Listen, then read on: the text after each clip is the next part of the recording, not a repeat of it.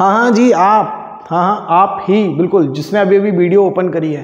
तो इसको स्किप करने के पहले आप मेरी 2 मिनट बस बात सुन लीजिए। अगर आपको लगे कि आपको स्किप करना चाहिए देन आप स्किप करिएगा, लेकिन अगर आपको हो सकता है कि लगे कि आपको इस वीडियो को किसी को शेयर करना चाहिए या आपको खुद को ही देखना चाहिए, तो आप वैसा भी कर सकते हैं। तो मैं नमस्कार, आपका स्वागत करता हूं आपके अपने learning platform easy to study tutorial में। और मैं अंकित गुप्ता, आपका दोस्त, आपके साथ में नंबर सिस्टम की सीरीज़ में लेकर के अगला वीडियो आया हूं। अभी तक में हम नंबर सीरीज़ के 2 या 3 या 4 वीडियोस देख चुके हैं। इन सभी वीडियोस का मैं डिस्क्रिप्शन में लिंक आपको प्रोवाइड कर दूंगा। अगर आपने अभी तक मेरे स्टार्टिंग के वीडियोस नहीं देखे हैं नंबर सिस्टम पे, तो प्लीज़ आप जाकर के पहले उनको देखिए, फिर बाद में आप इस वीडियो को आइए देखिए और आपको और ज़्यादा समझ में आएगा। अगर आप कोई भी ऐसे मेरे दोस्त हैं जिनको नंबर सिस्टम से कोई लेना देना नहीं है, तो आप उन बच्चों को ये वीडियो शेयर कर सकते हैं जो बच्चे 9th 10th या CGL वगैरह की तैयारी कर रहे हैं, या कैट, या फिर बाद में NDA वगैरह के एग्ज़ाम दे रहे हैं। तो आपको यहाँ पे नंबर सिस्टम का बहुत बेसिक कॉन्सेप्ट मैंने समझाया है, जो कि आपको काफ़ी फ़ायदा करेगा आपके एग्ज़ाम में। बहुत छोटे छोटे नुएंसेस को लेकर के आया हूँ मैं। तो चलिए स्टार्ट करते हैं बिना समय को गवाए हुए। नंबर सिस्टम में अभी तक हम जो पढ़ चुके हैं उसमें हमने पढ़ा कि नंबर सिस्टम में 2 टाइप के नंबर्स होते थे, रियल नंबर और इमेजिनरी नंबर। इमेजिनरी नंबर चूंकि अभी अपन को डिस्कस नहीं करना है, बिकॉज पहले हमें रियल नंबर्स को समझना है। तो रियल नंबर्स जो हमारे, ओके, अपन दोनों ही मेंशन कर देते हैं रियल नंबर। और जो सेकंड टाइप का है वो कौन सा है, इमेजिनरी नंबर। तो रियल नंबर में हमने 2 टाइप के नंबर्स पढ़े थे, रेशनल और इर्रेशनल। रेशनल नंबर और इर्रेशनल नंबर। साथ में हमने आपको बताया था कि जो रेशनल नंबर है उनको अपन p/q में रिप्रेजेंट कर सकते हैं, वेयर जो q होगा वो नॉट इक्वल टू होना चाहिए 0 के। ये कंडीशन है रेशनल नंबर की।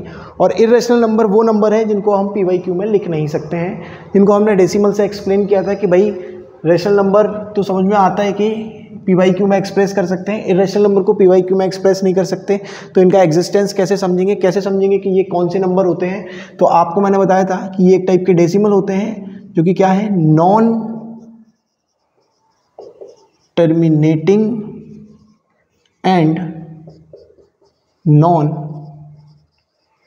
Repeating decimals. करेक्ट है।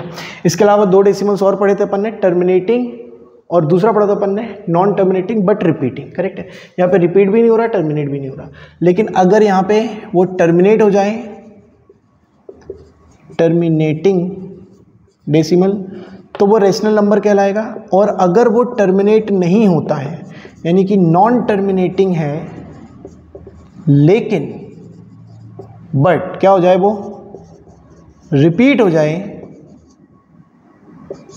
तो भी वो जो नंबर होगा वो रेशनल नंबर में आ जाएगा। यानी कि हमारे 3 डेसिमल्स को हमने अलग अलग तरीके से बांट दिया, रेशनल और इर्रेशनल में। स्टार्टिंग के जो 2 डेसिमल्स हैं वो हमारे रेशनल नंबर में आ गए, जो लास्ट वाला है जो ना टर्मिनेट हो रहा है ना रिपीट हो रहा है, वो हमारा इर्रेशनल नंबर में आ गया है। यानी कि किसी भी टर्मिनेटिंग डेसिमल को हम रेशनल नंबर में रिप्रेजेंट कर सकते हैं, और किसी भी नॉन टर्मिनेटिंग बट रिपीटिंग को भी हम रेशनल नंबर में रिप्रेजेंट कर सकते हैं। यानी कि इन दोनों डेसिमल्स को हम क्या कर सकते हैं, p/q के रूप में एक्सप्रेस कर सकते हैं। लेकिन इस डेसिमल को हम p/q में एक्सप्रेस नहीं कर सकते हैं। तो यही आपको यहाँ पे समझना है, क्योंकि आपके कोर्स में भी है कि डेसिमल्स को फ्रैक्शन में कन्वर्ट करो, यानी कि रेशनल नंबर में कन्वर्ट करो। ठीक है, तो वो अपन को करना सीखना है। तो उसके पहले अपन को ये समझना पड़ेगा कि भाई रेशनल नंबर क्या है, any number which can be express in the form of p/q where q is not equal to 0। और साथ ही साथ में वहाँ पे 2 डेसिमल्स आ जाते हैं, दोनों डेसिमल्स को हम p/q में एक्सप्रेस करेंगे, क्योंकि अगर ये दोनों रेशनल नंबर हैं तो इनको p/q में लिखा जा सकता है। फॉर एग्जाम्पल, जो सबसे सिंपल एग्जाम्पल है, अगर अपन यहाँ पे देखते हैं 0.5 लिखते हैं, तो 0.5 को कोई भी बच्चा बोलेगा सर ये तो बहुत सिंपल है, हमने 6th क्लास में भी पढ़ रखा है, 5/10 कर देंगे, सिंपल। और इसको हम क्या कर देंगे, 1/2। अब ये दोनों क्या है, ये दोनों इक्विवेलेंट फ्रैक्शंस हैं। क्या है ये, इक्विवेलेंट फ्रैक्शन, ठीक है ना। इक्विवेलेंट फ्रैक्शन अगर आपको नहीं मालूम है तो आप कमेंट पे करिए, तो मैं नेक्स्ट वीडियो में आपको इक्विवेलेंट फ्रैक्शंस के बारे में बहुत बेसिक से इन्फॉर्मेशन दे दूंगा कि इक्विवेलेंट फ्रैक्शंस होते क्या हैं और इक्विवेलेंट फ्रैक्शंस का क्या यूज़ है, ये आपके लिए क्वेश्चन है, ठीक है। तो इस वीडियो का जो क्वेश्चन है जिसका आंसर आपको देना है, अगर आपको ये आंसर मालूम है तो आप प्लीज़ मुझे दीजिए, मुझे बहुत अच्छा लगेगा आपका आंसर पढ़ के, क्योंकि क्या रहता है कि ये बहुत छोटे छोटे नुएंसेस हैं, छोटी छोटी बातें हैं जो अगर आपको मालूम रहेगी, ठीक है ना, तो आपके लिए मैथ्स बहुत इजी हो जाएगी, करेक्ट है। तो आपका जो क्वेश्चन है वो क्या है कि एक कोई भी फ़ायदा, एक कोई भी लाभ जो है हमको बताएं इक्विवेलेंट फ्रैक्शन को बन जाने से, यानी कि आपको अगर इक्विवेलेंट फ्रैक्शन आता है तो उसका इंपॉर्टेंस बताना है कि क्या इंपॉर्टेंस है। Importance of equivalent fraction. Equivalent fraction का आपको इंपॉर्टेंस बताना है, कोई भी एक, ठीक है। तो कमेंट करके आप प्लीज़ मेरे को बताएं इक्विवेलेंट फ्रैक्शन का कोई भी एक इंपॉर्टेंस, ठीक है, क्यों इक्विवेलेंट फ्रैक्शन को हमको आना चाहिए, ठीक है। तो फाइनली आपने देखा कि ये जो डेसिमल था वो टर्मिनेटिंग डेसिमल था, उसको हमने फ्रैक्शन में तुरंत कन्वर्ट कर दिया। सपोज करते हैं थोड़ा सा और कठिन लेते हैं, अपन ने 125 ले लिया, तो इसको अपन क्या करेंगे कि 125 में आप देख रहे हो यहाँ पे कि 2 डिजिट के बाद में पहले डेसिमल लगा हुआ है, 2 डिजिट के पहले, तो अपन यहाँ पे क्या करेंगे, नीचे कितने जीरो लगा देंगे, 2 जीरो लगा देंगे, ठीक है।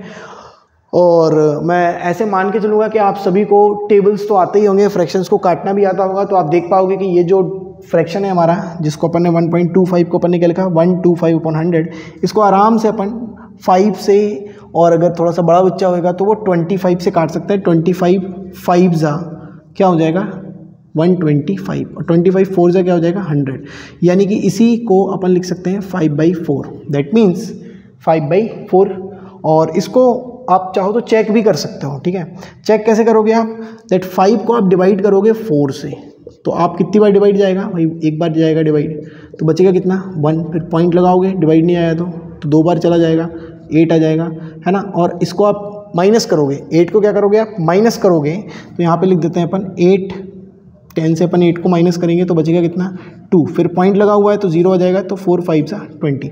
सो अल्टीमेटली 4/5 हमारा इसका क्या है, रियल फ्रैक्शन है। तो आप समझ पा रहे होंगे कि टर्मिनेटिंग डेसिमल को हम PYQ में बड़े आराम से लिख सकते हैं, कुछ नहीं करना है, केवल हमें 0 लगा देना है, ठीक है ना। सपोज करिए कुछ क्वेश्चन की बात करते हैं, अगर आपको ये चीज़ समझ में आई है, जैसे 1.3 है तो इसको क्या लिख सकते हैं अपन 13/10। सपोज करिए यहाँ पे लिखा हुआ है 21.76, तो क्या लिख सकते हैं अपन 21.76 में पॉइंट हटा देंगे और नीचे कितना आ जाएगा 100 आ जाएगा।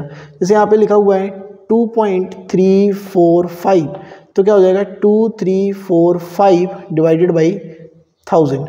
सपोज करिए यहाँ पे लिखा हुआ 1.23456, तो यहाँ पे क्या हो जाएगा 1.23456 अपॉन, अब यहाँ पे देखेंगे कि कितने जीरो लगेंगे, तो आपको जस्ट चेक कर लेना है कि कितने डिजिट के पहले डेसिमल आया 1 2 3 4 5, तो यहाँ पे कितने जीरो आ जाएंगे 5 जीरोस आ जाएंगे, करेक्ट। तो अपन देख पा रहे हैं कि जितने भी डेसिमल के बाद में डिजिट हैं उतने ही जीरो अपन लगा देते हैं और क्या बन जाता है हमारा फ्रैक्शन बन जाता है, करेक्ट। तो ये तो बात हो गई किसकी, टर्मिनेटिंग डेसिमल की। दैट्स वाई अपन बोल सकते हैं that all terminating decimal can be express in the form of P/Q, this is P and this is Q, correct.